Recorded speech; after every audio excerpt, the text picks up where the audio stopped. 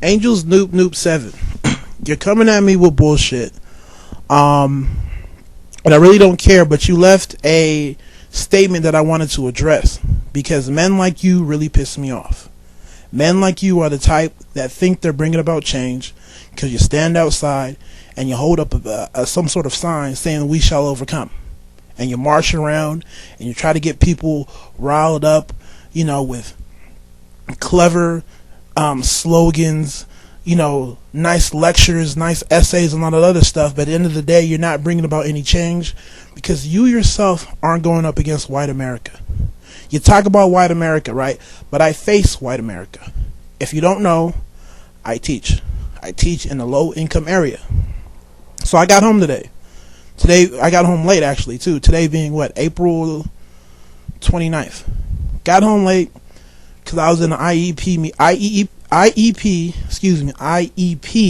meeting. Let me get that together. IEP meeting from 1 to 4. All right. There, I was advocating for a black student who spends half the day in SDC, which is a special day class, and half the day mainstream. He spends his mainstream time where he's with all the other regular students, with me in math, and I believe in,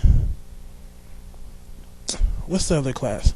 I want to say, science, if my memory serves me correct, right? I believe it's science. So he spends time with me in math and science. The other aspects of his day, he spends in an SDC class. Now, this is what they're trying to do. The school year is ending, so they're placing people for next year. This boy is a 6th grader. They're trying to put him in a SDC position full time. So he will no longer be mainstreamed.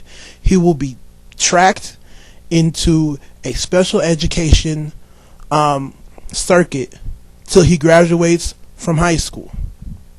But this kid has academic ability. So I spent 4 hours showing his parents, showing the principals, vice principals, and all the other important people who were there who don't really give a fuck, mind you, all white, right, showing this boy's work. So just imagine you walking into a corporate or a boardroom. There's about 12 people there. All of them are white. All of them with suits on. I'm sitting there, only black teacher, 2nd year there. And a black parents, low income, who are not educated themselves. And they don't have no clue about their child's education, but they know he can do it. So I'm sitting there advocating my ass off because I know he can do the work, while some of the other teachers are disagreeing with me. Why? Because they figure he's black and he's from a low-income community.